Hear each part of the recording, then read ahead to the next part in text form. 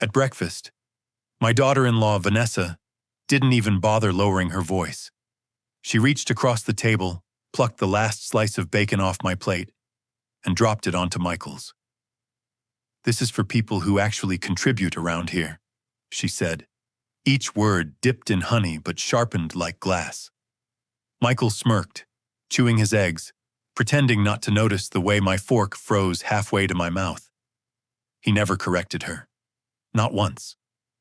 My granddaughter, Lucy, only 8 years old, looked between us nervously. "But Mom, Grandpa hasn't eaten yet." Vanessa's eyes snapped toward her. "Do you want to end up like him? Sitting around, eating food you didn't pay for?" "No. Finish your vegetables." Lucy's shoulders shrank, her head lowered until she was staring at her plate. I forced a smile, though my stomach was knotted from both hunger and humiliation. "It's okay, sweetheart," I said softly. But the lie stuck like ash in my throat. Vanessa lifted her wine glass, clinked it against Michael's orange juice. "Honestly," she said loud enough for me to hear, "if he'd just signed those papers already, we could afford to feed him properly. Until then, we all make sacrifices." Michael chuckled, satisfied. "Yeah, Dad, think about it." The fork slipped from my fingers and clattered against the china. Their laughter filled the room. My own son and his wife treating me like a stray dog, right here at the table I once paid for. And what they didn't know, what none of them knew, was that 3 days earlier I had already decided. I wasn't signing a thing. The morning light in that kitchen was cruel, bright enough to show every wrinkle in the wallpaper, every chip in the paint that I once kept spotless. This was my house. Mine. The mortgage had been burned in the fireplace the year Michael left for college. 40 years of my sweat and my back poured into every board and nail. Now, sitting at the head of the table, I felt like a guest in a hotel I couldn't afford. The salt shaker trembled in my hand as I reached across the table. Vanessa's eyes darted to the few grains that spilled onto the linen. "You're spilling the salt again, Robert," she snapped, her voice as sharp as the knife she set down too loudly. "Can't you keep anything clean?" Michael didn't even look up. He just buttered his toast. My own son, letting me take the blow, letting her words hang in the air like smoke. I wanted to remind her, remind him, that this was still my home, that the chair she sat in was the one I'd bought when Michael was 6 years old, back when we couldn't afford a dining set, but I still wanted my boy to feel like we had a family table. But I stayed quiet. Silence had become my only defense. Lucy peeked at me again, her little hands folded tight in her lap. She didn't dare offer me her pancake like she had last week, not after Vanessa had scolded her for it. That memory still burned. Don't encourage him, Lucy. He needs to learn boundaries. Boundaries. In my own house. I chewed a piece of dry toast, every bite turning to dust in my mouth. My stomach groaned, but I swallowed the shame along with the bread. Then Vanessa smirked, tilting her head toward Michael. "You know, if we hadn't been here when he fell last month, he might not be sitting here at all. These old houses. So many hazards. Isn't that right, Michael?" The words clung to me like smoke. My hand froze on my coffee mug. The stairs, the runner carpet with its loose brass strip. I had asked Michael to fix it more than once. He always said he would. He never did. I looked up, and for a moment, the staircase seemed to loom taller than usual, the morning light stretching its shadow across the floor. I thought about how easy it would be. One misstep, one slip, and no one would question it. I glanced back at Michael, searching for some trace of warmth, of the boy who once begged me to push him higher on the swing set.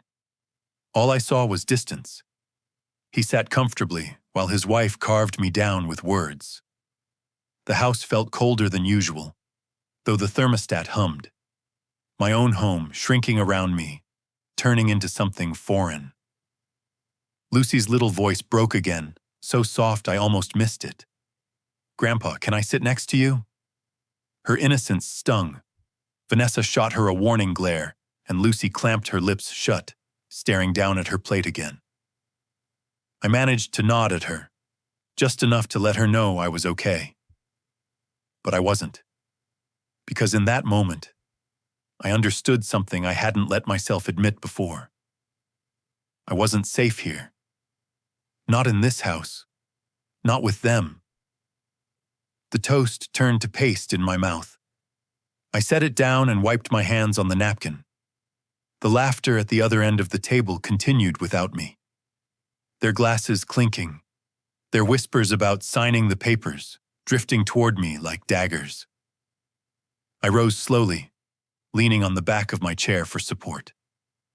No one offered to help. No one asked where I was going.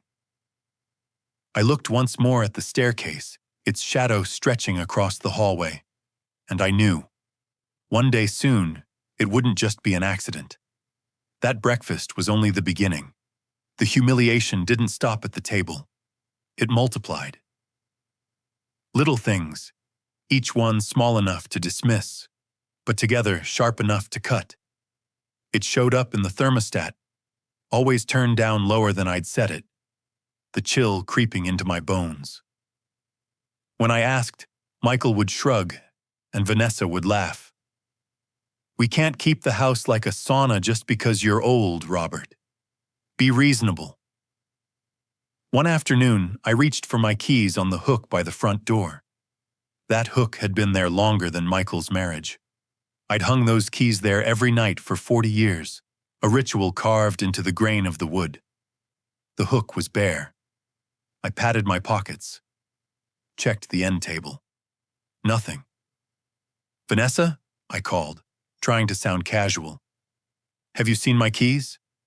She appeared in the doorway, drying her hands on a towel, her smile polished. "Oh, I moved them into the dish in the hallway. Safer that way. You've been misplacing things lately." I looked at the ceramic dish, white, leaf-shaped, glossy, and new.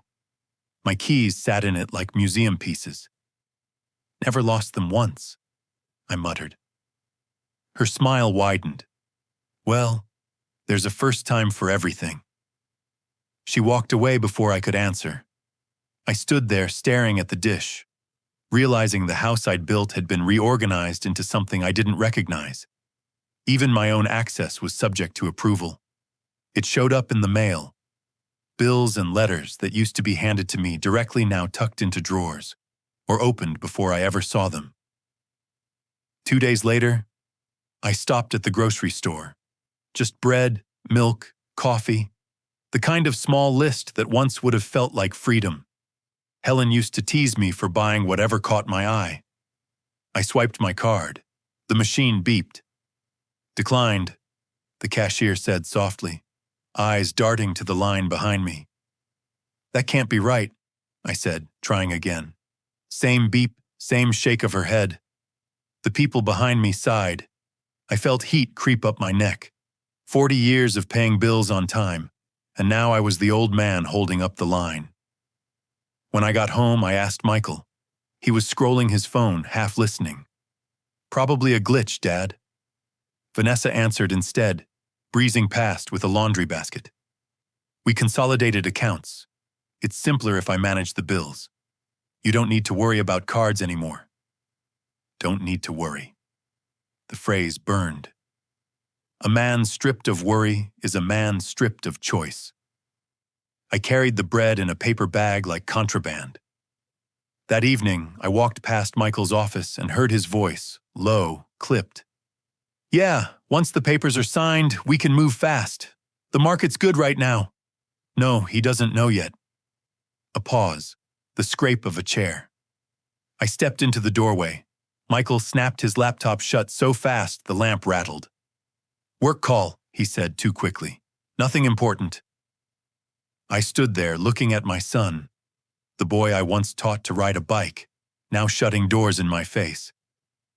The silence stretched long enough to hear the house itself sigh, and it showed up most clearly in Lucy.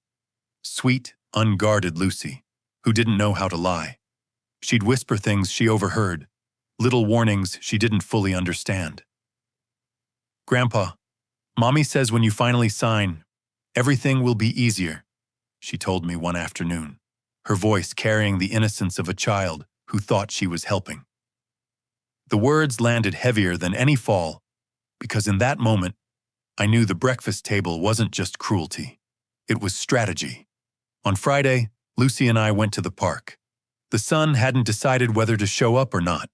We walked the loop around the pond, ducks cutting the surface like knives through satin, while Lucy recited a school poem and corrected herself when a line came out backwards. She held my hand and swung it, feet landing in my footsteps. "Grandpa?" she said, when we reached the bench by the footbridge. "Mom says you're not supposed to go up the back stairs anymore. She said Daddy's gonna fix them so they're safer for kids and for old people." I smiled, but it felt like a stretch over something broken. "What else did Mom say?" Lucy kicked her heel against the bench and thought. "She said the lawyer's coming after your checkups, and Daddy said once the papers are done, we won't have to worry. We can move to the big house near the school with the pool." I kept my face still. A pond ducked under and came up clean. "What papers?" I asked.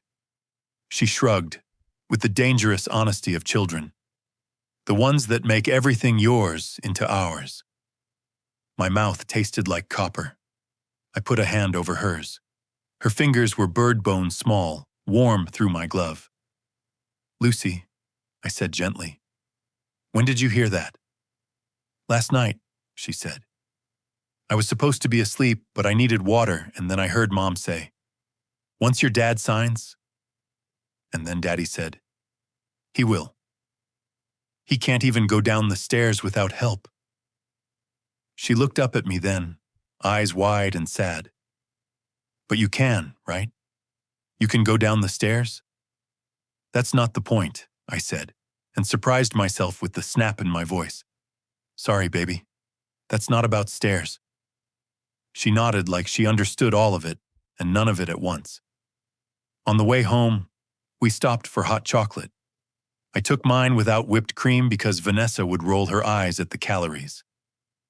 Lucy got extra, and the barista drew a smiley face with the syrup. Lucy licked chocolate off her upper lip with exaggerated care, a tiny clown for my benefit. I laughed.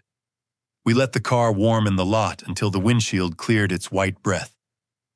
When we turned onto Maple Street, the maple in our front yard made black lace against the cloudy sky. A white van sat in the driveway, back doors open. A man in a navy jacket carried a corrugated box up the steps. On the side of the box, home care, safety. Vanessa met us at the door with a bright voice. "Surprise, the grab bars are here." "Grab bars?" "For the shower," she said, "and the top of the stairs, and—" She gestured to the kitchen, where another man set a plastic package on the counter. "A medication dispenser that locks." Lucy's hand tightened in mine. "Mom?" "Upstairs, sweetie," Vanessa chirped. "Do your reading, we'll talk later." Lucy slipped away, shoulders tucked, the way kids get small to move through rooms where adults are rearranging the furniture. Michael came in from the garage with the little gray space heater under his arm. "HVAC company won't be here until Monday," he said, "but we can make do." I looked at the grab bars, the locking dispenser, the men with the box cutters. I looked at Vanessa's satisfied face and Michael's careful, not quite guilty one. "Did anyone ask me?" I said. "Dad," Michael said, setting the heater down beside my chair as if it were a kitten. "This is about safety." "You keep using that word," I said. "I don't think it means what you think it means." Vanessa laughed. "We're not doing this," she said. "We're not turning everything into a fight." "Everything?" I asked. "Or just the things that used to be mine?" Her smile thinned. "You're welcome," she said, and walked away before I could thank her properly. That night, I couldn't sleep. The house did its old midnight song, vents ticking, water settling, wood remembering it was once a tree. The heater hummed by my chair in the den, throwing a weak square of warmth over my knees. Vanessa had turned the thermostat down to 65 like she'd promised. My breath looked like a ghost when I stood. At 2 a.m., I climbed the stairs to use the bathroom because the one on the main floor had a leak and Michael was getting to it. I took my time. Hand on the rail, hand on the wall. At the landing, the brass strip on the runner shone like a flat coin. I placed my foot. The world moved. I can tell you this. Falling doesn't feel like falling until you remember to be afraid. At first, you're just a body that lost its deal with balance. Your heel slips. Your weight tips. The rail escapes your hand like an animal you thought trusted you. Then the stairs rise to meet your back, your ribs, your elbow. Then you are a bag of bones with a pulse, and the stairs are a drumline. And everything you used to do without thinking becomes impossible to do with intention. I hit the second landing hard enough to see heat behind my eyes. Wood, breath, a shape in the dark that might have been the new grab bar still in its package. My mouth opened, but the sound didn't leave it. Somewhere, a room away, a world away, a door opened. Robert? Vanessa's voice, sleepy and irritated, the way alarm clocks make you despise time itself. What was that? I tried to say. I'm okay. It came out as a cough. Light stunned the hallway. Vanessa's silhouette at the top stair, then Michael behind her, big and blurry, hair bent on one side like he'd been lying on it wrong. What did you do? She asked, and somehow she made it sound like I'd offended the stairs. Michael came fast. He knelt beside me, hands on my shoulders. Dad. Don't move. I'm fine, I said, because that's the American thing you say inside a house that isn't yours anymore. Just winded. Call 911, Michael told Vanessa. Now. She hovered, phone in hand, thumb indecisive. Maybe we wait, she said. He hates hospitals. And you know how the bills... Call, Michael snapped. And for once I loved my son exactly the way he wanted to be loved.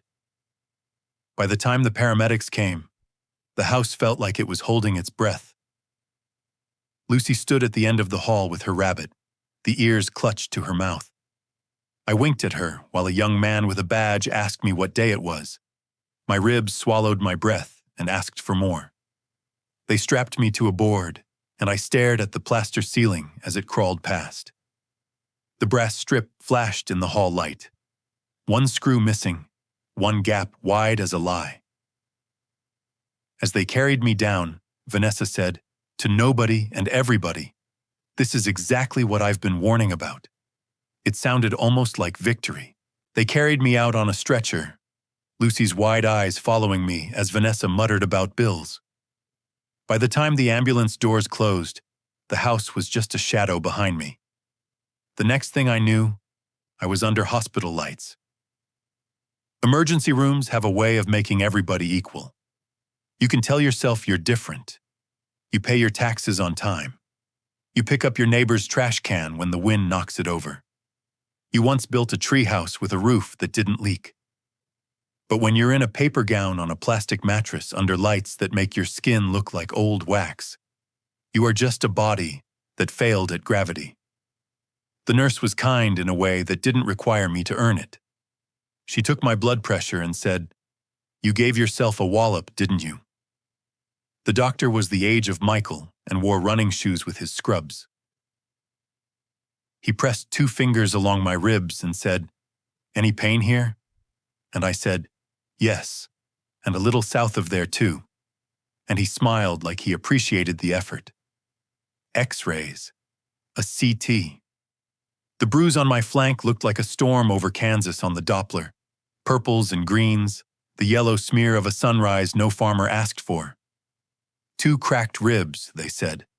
No punctured lung. Rest, ice, Tylenol if you can stand it. Don't lift anything heavier than a good memory. Hold a pillow when you cough. You'll feel older than you are for a few weeks. Michael sat in the orange chair by the bed, elbows on his knees, hands laced. "Dad," he said, and then he didn't know where to put the rest. He tried again. "We need to talk about the stairs. We needed to talk about them last year," I said. When the runner first came loose. He rubbed his thumb against his palm, same tick he had when he was 12 and had to tell me he'd dented the Buick. "I'll fix it today." "Good," I said.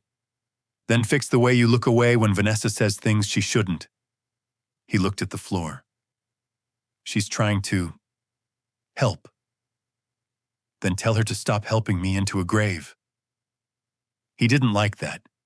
He stood and crossed his arms, then remembered he was supposed to be a son in a hospital, and sat down again. "You're being dramatic." I turned my head toward the curtain because it was easier than turning toward my son. On the far side, a television burbled the weather. "Dramatic is you bringing home a stranger's idea of safety and installing it in my bathroom without asking." "It's a grab bar," he said. "It's a vote," I said. And it wasn't mine. He waited. He wanted me to say I was sorry. He wanted me to make it easy. "Dad," he said, trying out the gentle tone now like a shoe he wasn't sure he could walk in. "This can't keep happening. We can't worry every time you use the stairs. We need a plan." "We had a plan," I said.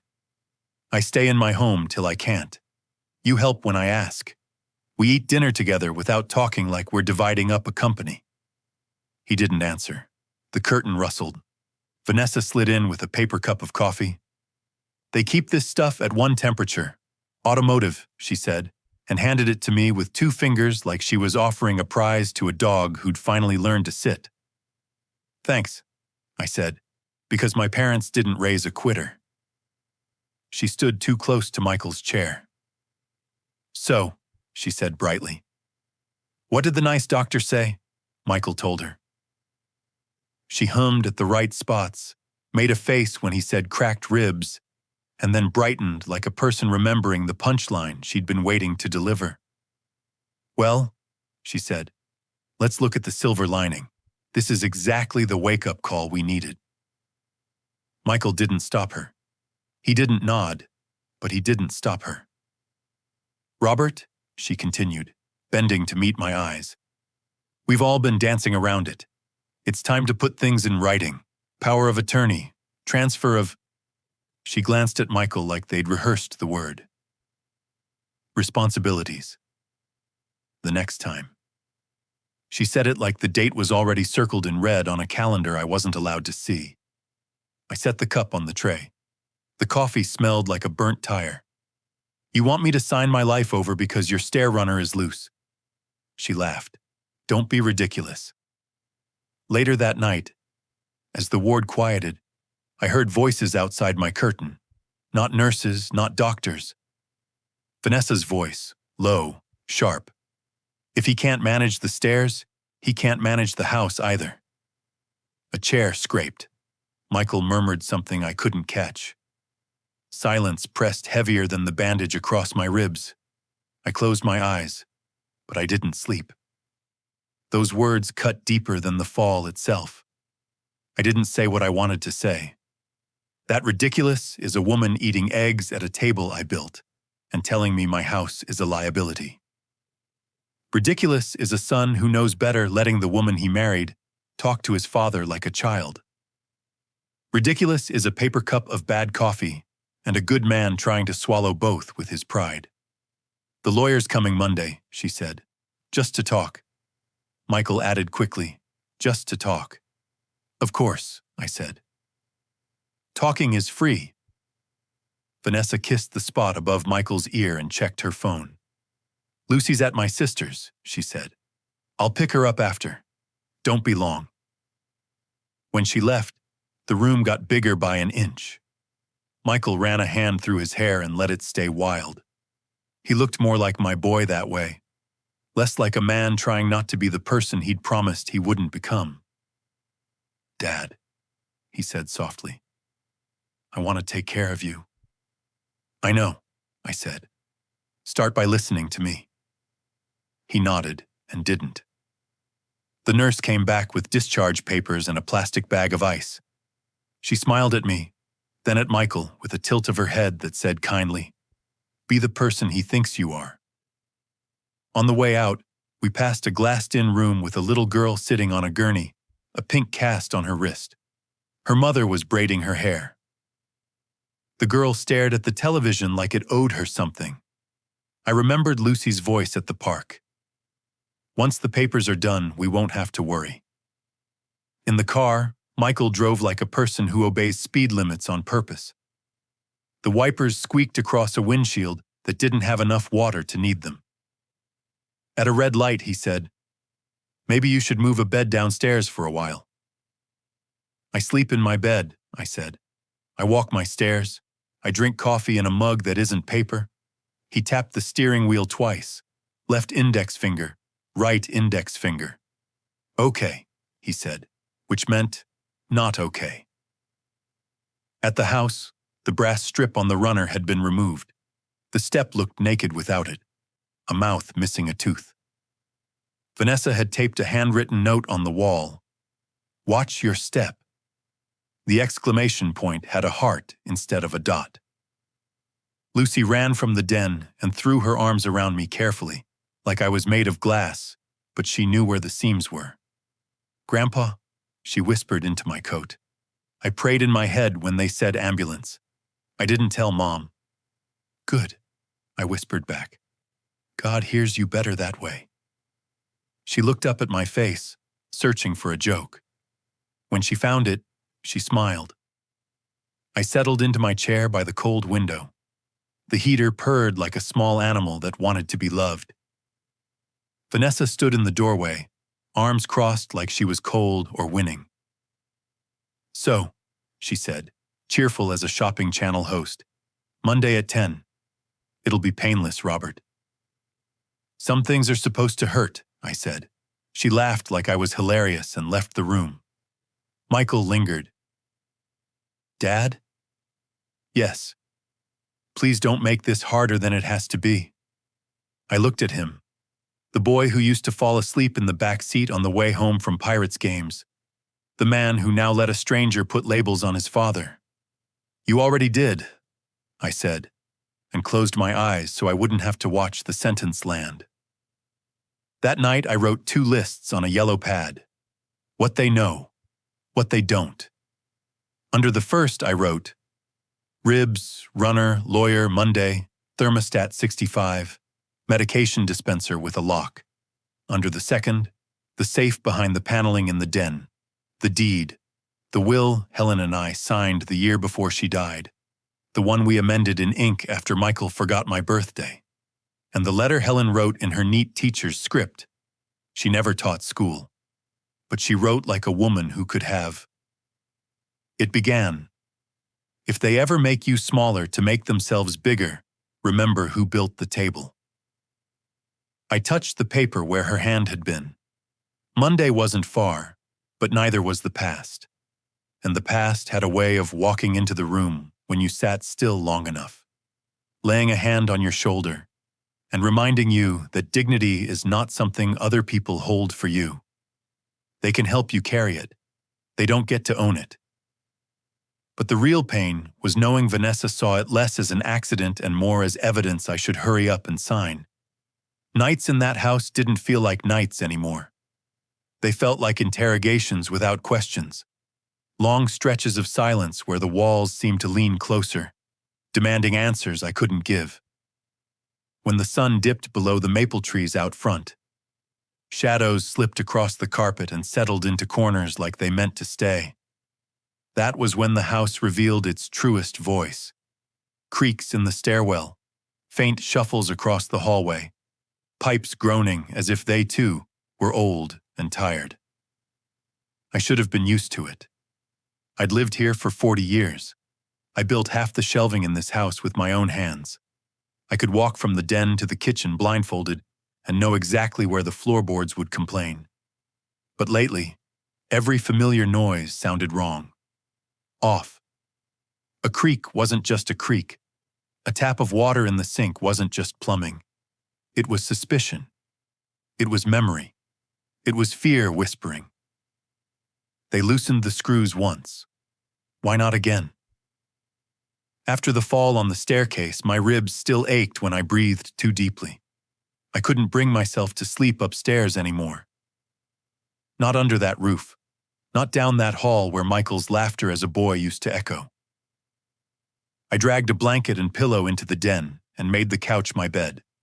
The cushions sank low under my weight, the smell of old fabric and wood polish clinging to my clothes. A little space heater rattled at my feet, humming like a nervous animal.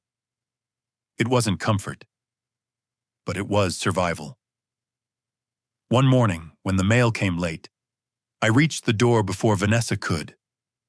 Among the bills and junk was a thick envelope addressed to me. Inside was a notice about Helen's old life insurance, the one I'd rolled into my name after she passed. My eyes caught on a detail that made my stomach turn.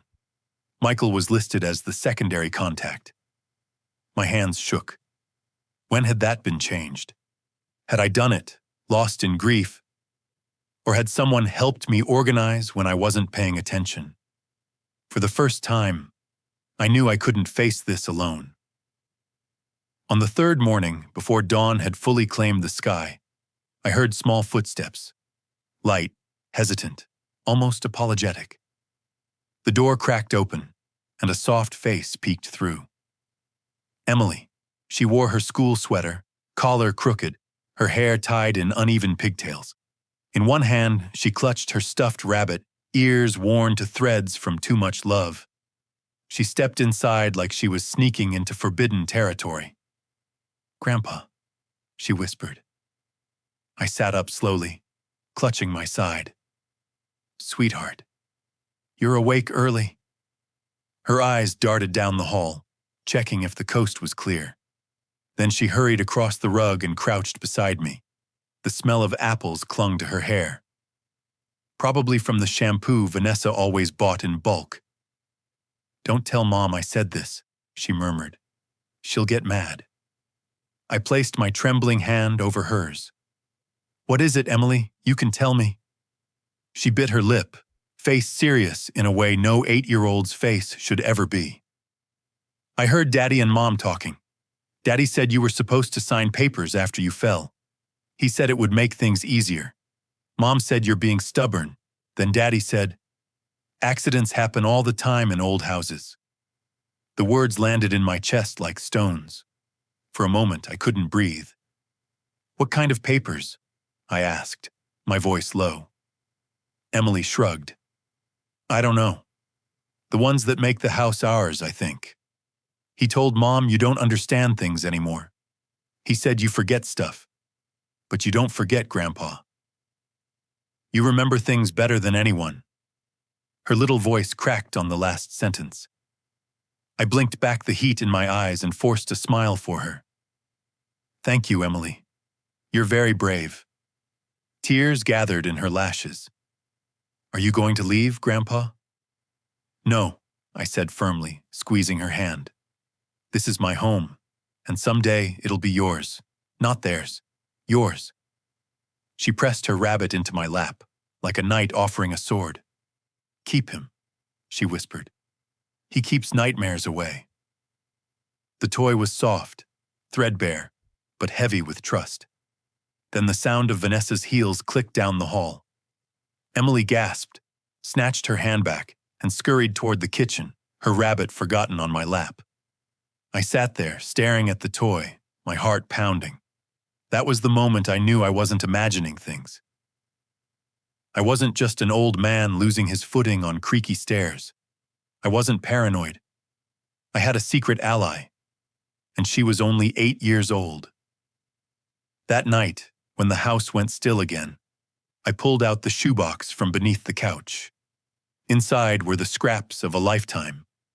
Helen's letters written in looping cursive, ticket stubs from the county fair, a faded photograph of Michael on his 6th birthday, grinning with frosting smeared across his cheeks. And tucked in the back, nearly forgotten, was a business card. But instead of Harris, I reached for another number. Daniel Briggs.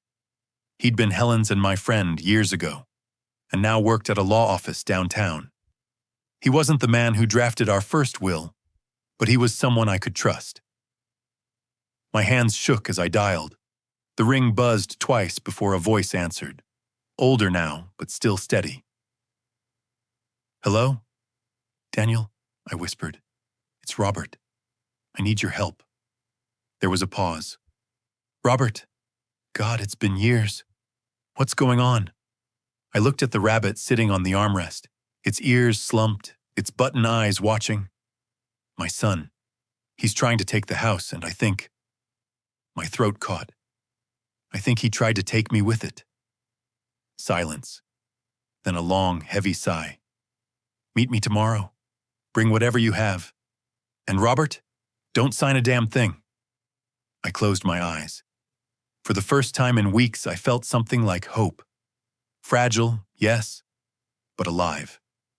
When I met Daniel the next day, he didn't waste time. "Robert," he said, "we'll need proof, documentation.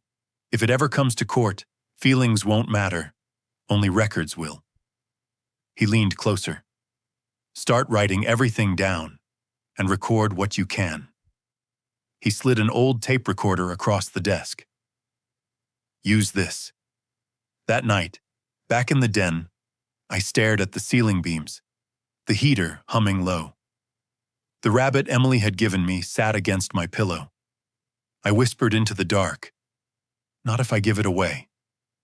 That evening, Emily wandered in again, dragging her rabbit's twin by the ear. "Grandpa, why do grown-ups fight so much?" she asked. Her question cut deeper than the fall down the stairs. I pulled her into my lap carefully, ribs protesting, and said, "Because sometimes people forget what matters." She frowned, thinking hard, then whispered, "Don't let them forget you." I kissed the top of her head, breathing in the simple truth of a child's plea. That was all the reminder I needed. And that was the night I slipped the recorder into my pocket for the first time. Vanessa's voice, Michael's evasions, every word would be mine to keep. And for the first time since the fall, I didn't feel like a victim lying in wait. I felt like a man preparing for war. By the time I came home from the hospital, Vanessa had turned the house into her stage. Every glance, every gesture was about control. That's why, when I planned the dinner, I planned it like a performance of my own. I set the table like Helen taught me. Plates aligned with the edge, forks straight, napkins folded once, not twice. "Rituals make time behave," she used to say. Tonight I needed time to behave. The roast filled the kitchen with a smell I trusted. Butter and thyme, lemon pressed into the pan until the steam felt like warmth instead of warning. I had chosen the menu on purpose. Food that makes people comfortable. Comfort turns down vigilance. Beside the salt, I set the small recorder, no bigger than a matchbox, under a folded dish towel on the sideboard. It blinked once, then went still. The law likes paper. Paper also likes sound. At 6:58, I saw their headlights sweep across the rosemary. Mark is always 2 minutes early when he wants to look like he doesn't want something. Kendra walked in first without waiting to be welcomed, her perfume arriving a beat before she did. She looked me up and down, the way people measure a chair they plan to repaint. "Smells homey," she said, like the word had shards. "Dinner's ready," I said. "Wash up." She didn't. Mark did, because habits learned at 7 survive even when the rest of you tries to outgrow them. He used the towel with Helen's embroidered lemon on the edge. I pretended not to see. We sat. I poured water, then wine. Kendra lifted her glass without waiting for a toast, and drank as if politeness were a hobby she'd retired from. So, she said, how are the stairs? Reasonable, I said. I moved slower. They cooperated. Kendra smiled without warmth. Good. We were all so worried. We were not all. Some of us were worried about different things entirely. Mark cleared his throat. Dad, about the house. Eat while it's hot, I said gently. A man should not make decisions hungry. He sighed, picked up his fork, and ate. Kendra stabbed at the carrots like they'd wronged her in traffic. The first 10 minutes were choreography. Mark asked about the garden. I answered about the lemon tree. Kendra commented on the cost of utilities. I mentioned the new insulation. No one brought up the word that really mattered, ownership. The gravy boat went around the table like a tide you pretend is the ocean. Halfway through, Kendra's fork slid across and speared a piece of chicken from my plate. She set it neatly on Mark's, smiling as if redistributing assets at dinner were an act of kindness. You don't need that much protein, Richard, she said lightly. Doctor's orders. Mark gave a weak laugh, but his eyes stayed on his plate. I chewed the bite already in my mouth, slow, tasting not food, but the reminder. This table wasn't mine anymore, not even the portion on my dish. The recorder under the towel blinked once, catching every word. When plates were still half full, Kendra put down her fork. Let's not waste the evening, she said. Mark, show him.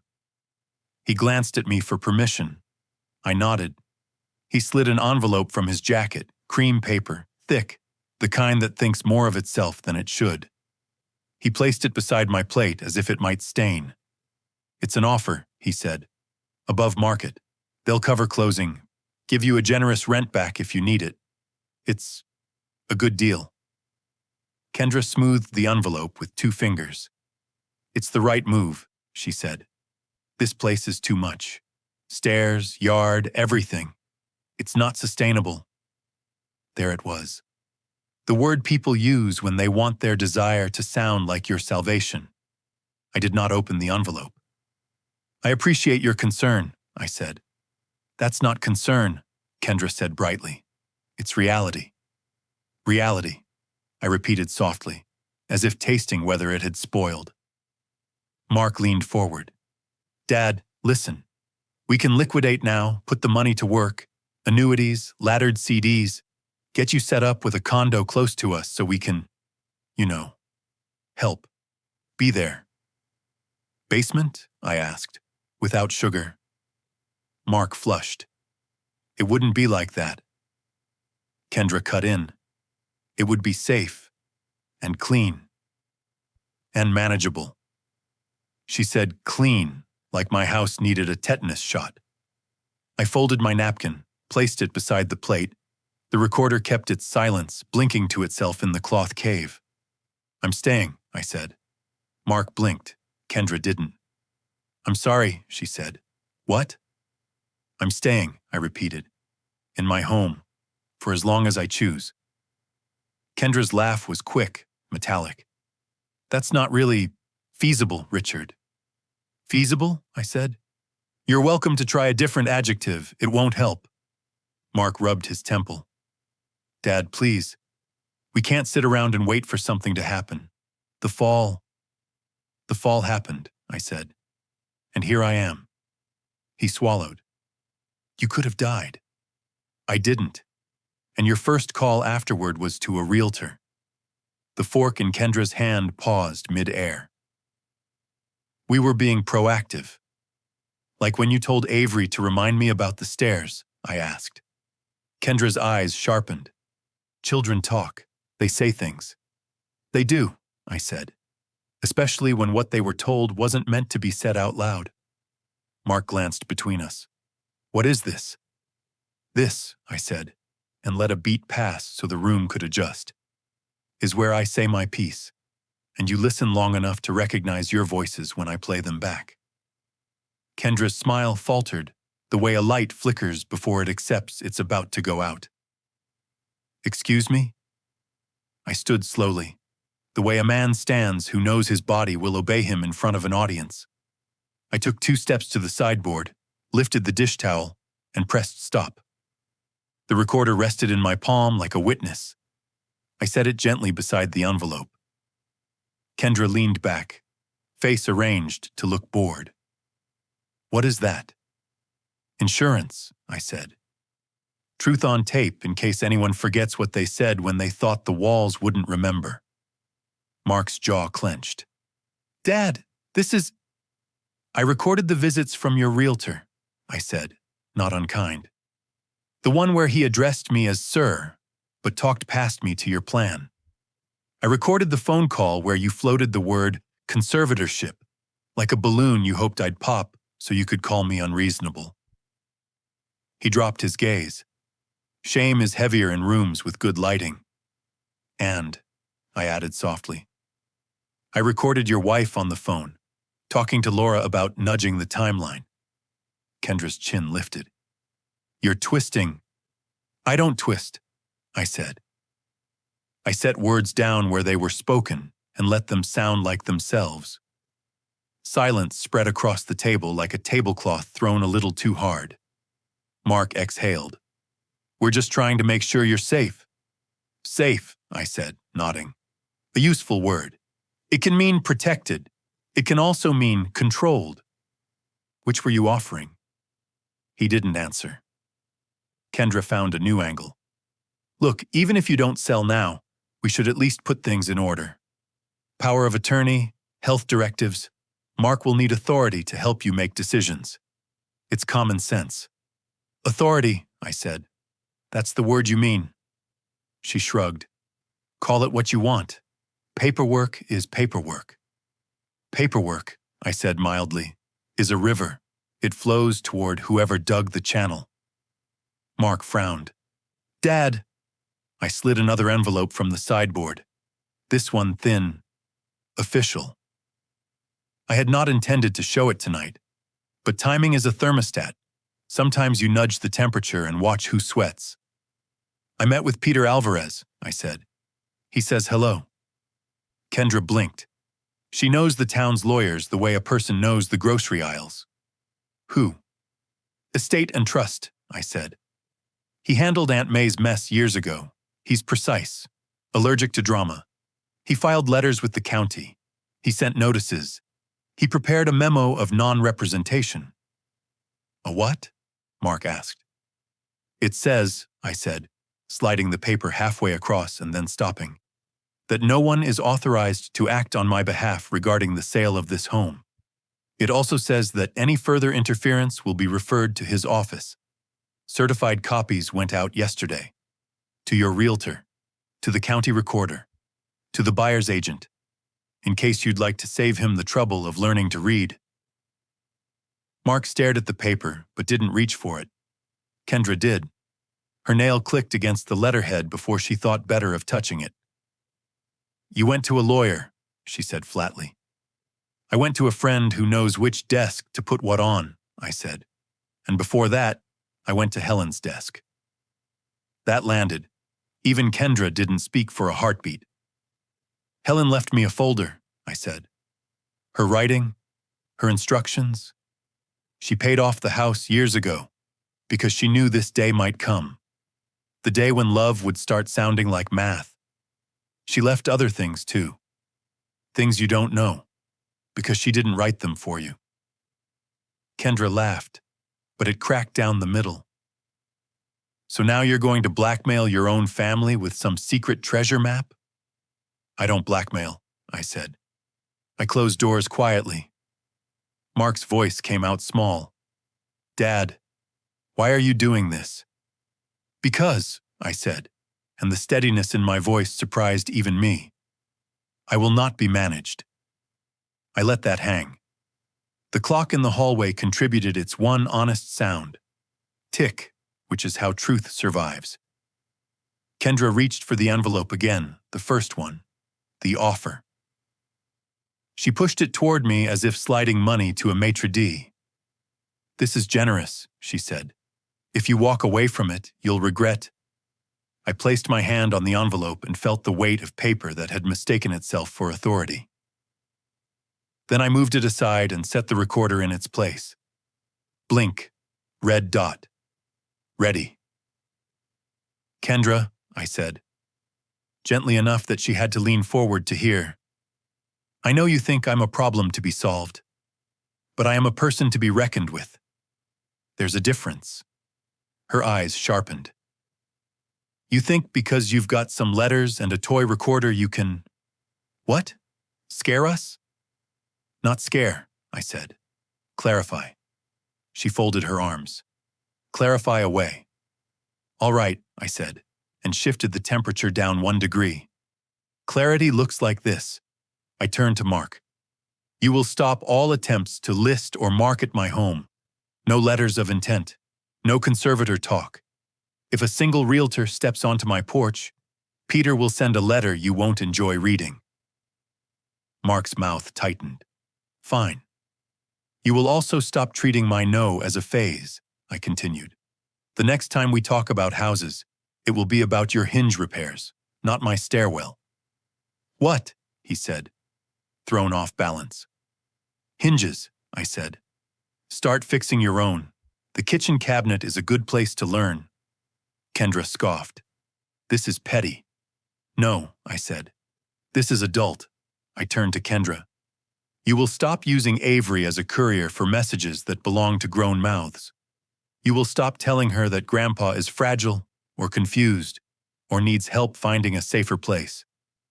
If I hear another second-hand reminder about the stairs, I will assume you need a reminder about boundaries, and I will deliver it on paper that comes with tracking numbers. Kendra opened her mouth, then closed it. You could almost see the arithmetic, cost, benefit scroll behind her eyes. And you will both, I added softer. Come here on a Sunday and eat pie with me without talking about square footage, or you will not come at all. Pie? Kendra repeated, as if the syllable offended her. You can't be serious. Very, I said. If you can't sit at this table and treat me like a person whose life isn't a project, you can wave from the sidewalk. Mark rubbed his face. Dad, we're under pressure. I know, I said. You've been under pressure for years. Funny thing about pressure, it can harden or it can break. What it can't do is make me into the shape you need to balance your numbers.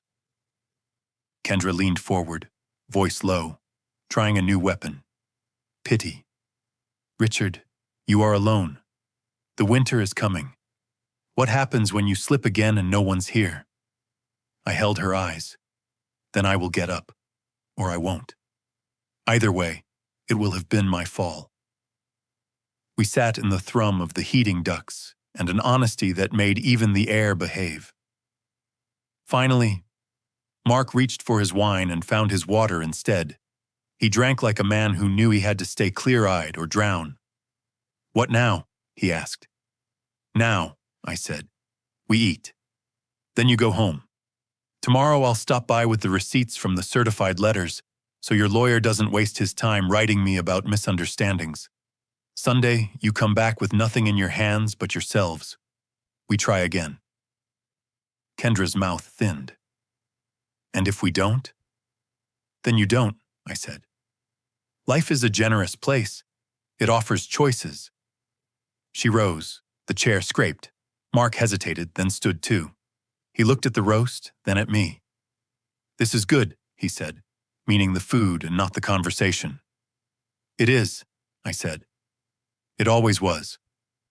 Kendra reached for the first envelope, the offer, and shoved it back into her bag. You'll regret this, she said. Some regrets are privileges, I said. She walked to the door without a thank you. Mark lingered, fingers worrying an invisible thread. Dad, he said quietly, you really recorded me? I preserved us, I said, because one day you always wished you had.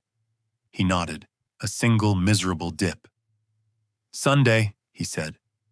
2:00, I said. Pie. After they left, the house took a breath. the kind that loosens a knot you didn't know you'd tied. I turned off the recorder and placed it in the drawer with Helen's blue folder. The room felt larger, not because anything had moved, but because one thing had finally been put in its place. The idea that love must be loud to be real. It doesn't. Sometimes love is paperwork and a roast, and a man telling his son that no is a full sentence. I washed the dishes slowly. Hot water. A little more soap than necessary. The lemon oil on the cutting board lifted as I wiped, the smell of it clean, honest, like work you can point to. When the last plate was in its spot, I took out a yellow legal pad and wrote 3 lines, neat block letters the way Helen liked. Clarity is not cruelty. Boundaries are not punishments. Sunday is for pie. I set the pad beneath the recorder and closed the drawer. The house hummed its one-note hymn. Outside, the rosemary shook in a wind I could not feel. I turned off the lights, left the porch lamp on, and climbed the stairs. Slowly, hand on the rail. Not because I was afraid of falling, but because tonight I had decided what I would not fall for again. Sleep came like a fair trade, not a gift. Something earned. The recording from that dinner was still sitting in my pocket, heavy as a stone. They didn't know I had it, but they acted like they felt it. The house always feels different after company leaves. It's like the walls wait until the last car disappears before they let out the breath they've been holding. That night, after Mark and Kendra drove off, I sat at the table staring at 2 half-empty glasses. The roast sat cold in the pan, untouched where Kendra had stopped mid-bite. Her chair pushed back at an angle, as if even the furniture knew better than to welcome her weight again. I should have felt victorious. I'd laid down boundaries, spoken clearly, backed it all with documents. Yet victory is a word for men younger than me. What I felt was an ache in my ribs, and something quieter than triumph. A watchfulness. Because people like Kendra don't retreat. They regroup. The phone rang at 9:42. I knew before I looked at the caller ID. Unknown number. That's the thing about people who want control. They hate leaving fingerprints. I pressed record on the little device Bernie had told me to keep close, then answered. Silence first, then a sharp inhale. Kendra. You think you're clever, she said. No greeting, no pretense. Do you know how pathetic it is? Recording us, running to some small-town lawyer like a tattletale schoolboy? I'm protecting myself, I said. She snorted. You think paperwork makes you safe? Paper burns. People forget. What do you think you'll do when you're lying on the floor again? Can't reach your precious lawyer? You'll call Mark? Me? Good luck with that. I let the silence stretch. Because silence is heavier than words when you mean it. Finally, I said, every threat you make tonight lives on tape. She laughed, brittle, high. Oh, Richard, still pretending you've got the upper hand. Let me tell you what's real. Mark is torn. He loves you, sure. But love doesn't pay bills. He'll come around, because I'm not going to let him waste his life waiting for you to decide when enough is enough. You're not the only one who can play long games. Then play them, I said softly. But don't use my granddaughter as your messenger again. Her laugh cut off. A pause. Then the line went dead. I logged the call in my notebook. Time, date, threat implied. That notebook was getting fat, and fat notebooks are good friends in courtrooms. The next morning, the air smelled of frost. The rosemary glittered white, each needle encased in crystal. I sat on the porch steps with my coffee, careful with the mug, careful with my balance. My body ached from the night of standing tall. Age punishes dignity. Still, I wouldn't trade it. Across the street, Mrs. Reynolds waved from her driveway. She's lived there 40 years, a widow longer than I've been one. Her eyes said she'd heard something last night. raised voices carry across cold air. She didn't ask. She just lifted her thermos like a toast, and I lifted my mug in return. Neighbors know when to mind business and when to mind hearts. At 10 sharp, Peter Alvarez called. "They'll test you now," he said. His voice calm, the way a man sounds when he spent 30 years making storms wait their turn. "Expect a push, maybe subtle, maybe not. Don't respond except on paper, through me. Understood?" "Understood," I said. "Good. And Richard? You did the right thing bringing Helen's folder. Most men wait too long." After we hung up, I opened that blue folder again. Helen's handwriting still leaned to the right, neat even in illness. She had written instructions, down to the bank account numbers. She'd thought of everything. Reading it steadied me, but also broke something small inside. Because she'd known this day would come. The day her family would test whether I was a man to respect or a prize to claim. That afternoon, Avery came by. 10 years old, hair in 2 braids, carrying a backpack too big for her shoulders. She burst in like sunlight. "Grandpa, can we bake cookies?" "Of course," I said. "But tell me, did your mom drop you off?" She nodded. She said she had errands. I bit back the question. Errands. That word can hide all sins. We mixed flour and sugar. She cracked the eggs too hard, shells falling in. I picked them out with fingers still steady enough. While she stirred, she chattered about school, about a friend with a new puppy, about a math test she aced. Normal things, precious things. Then she said it. Casual, like telling me the weather. "Mom said to remind you to be careful on the stairs, because accidents happen fast." I froze. The spoon slipped in the bowl, clattering. Avery kept stirring, oblivious. "What exactly did she say?" I asked gently. Avery frowned, searching her memory. She said, "Tell Grandpa to watch his step. You never know when the next fall might be the last." I think she meant because of your leg. I smiled for her sake, though it tasted bitter. "That's thoughtful," I said. "Thank you for reminding me." Inside, the truth burned. Kendra was still using the child as her courier, still planting seeds with little hands. That was a cruelty even paperwork couldn't cure. I wanted to call her right then.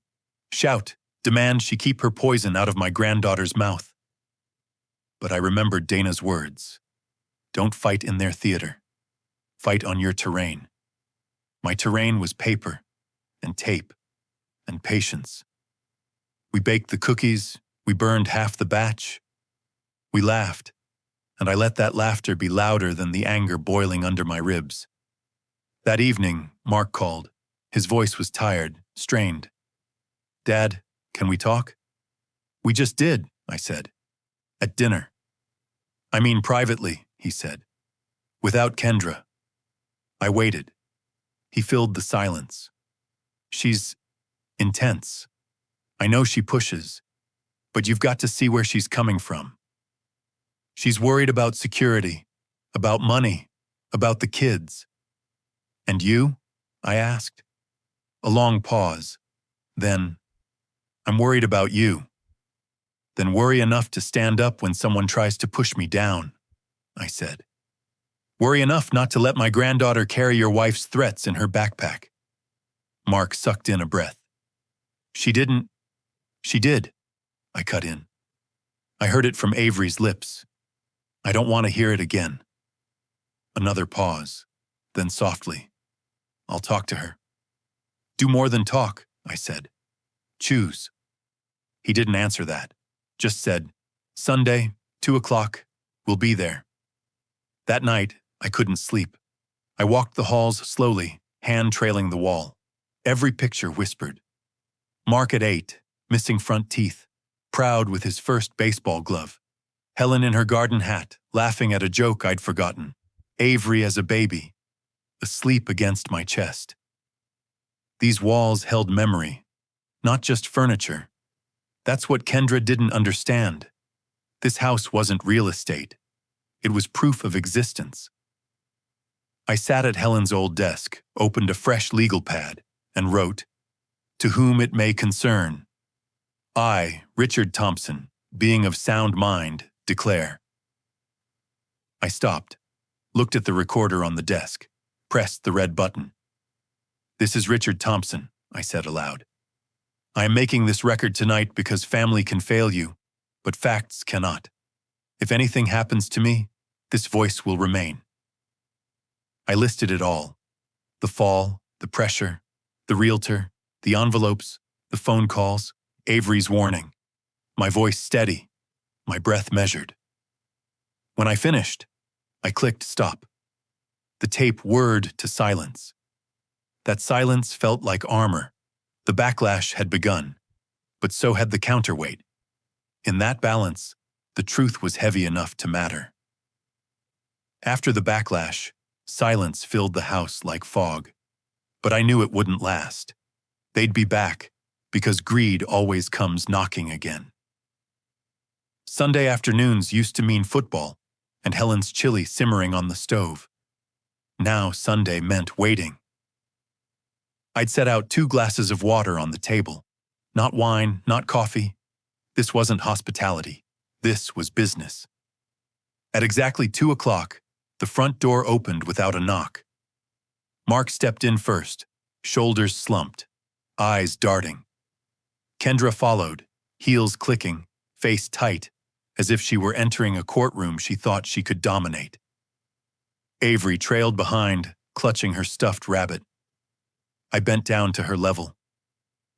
"Why don't you go play in the den, sweetheart?" She hesitated, eyes wide, then nodded. She understood more than they gave her credit for. The 3 of us sat. The silence stretched. Kendra broke it first. "Richard," she said, voice syrupy but sharp underneath, "we need to put this ugliness behind us. All this drama. It's not good for anyone." I folded my hands. "Drama ends when respect begins." She laughed, thin, brittle. "Respect? You're letting lawyers come between family."